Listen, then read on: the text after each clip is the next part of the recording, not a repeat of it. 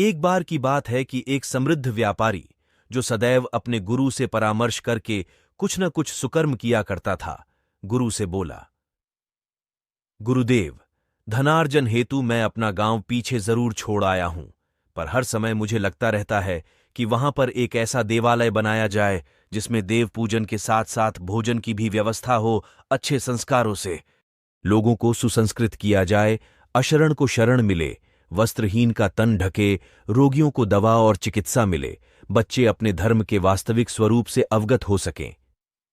सुनते ही गुरु प्रसन्नतापूर्वक बोले, केवल गांव में ही क्यों, तुम ऐसा ही एक मंदिर अपने इस नगर में भी बनवाओ।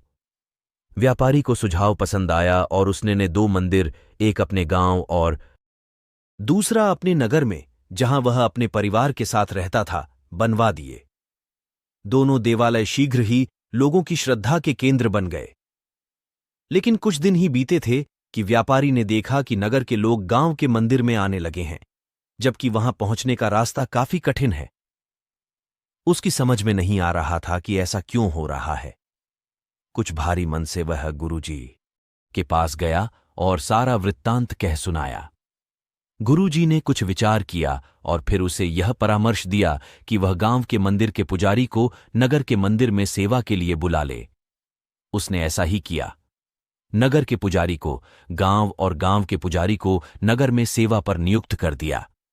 कुछ ही दिन बीते थे कि वह यह देखकर स्तब्ध रह गया कि अब गांव के लोग नगर के मंदिर की ओर रुख करने लगे हैं। अब तो उसे हैरानी के साथ साथ परेशानी भी अनुभव होने लगी। बिना एक क्षण की देरी के वह गुरुजी के पास जाकर हाथ जोड़कर कहने लगा, आपकी आज्ञानुसार मैंने दोनों पुजारियों का स्थानांतरण किया, लेकिन समस्या तो पहले से भी गंभीर हो चली है कि अब तो मेरे गांव के परिचित और परिजन कष्ट सहकर और किराया भाड़ा खर्च करके नगर के देवालय में आने लगे हैं। मुझसे यह नहीं देखा जाता। व्यापारी की बात सुनते ही गुरुजी सारी बात समझ गए और बोले, हैरानी और परेशानी छोड़ो। दरअसल जो गांव वाले पुजारी हैं, उनका अच्छा स्वभाव ही है। जो लोग उसी देवालय में जाना चाहते हैं जहां वे होते हैं, उनका लोगों से निस्वार्थ प्रेम, उनके दुख से दुखी होना, उनके सुख में प्रसन्न होना, उनसे मित्रता का व्यवहार करना ही लोगों को उनकी ओर आकर्षित करता है और लोग स्वतः ही उनकी ओर खिंचे चले आते हैं। अब सारी बात व्यापारी की समझ में आ चुकी थी।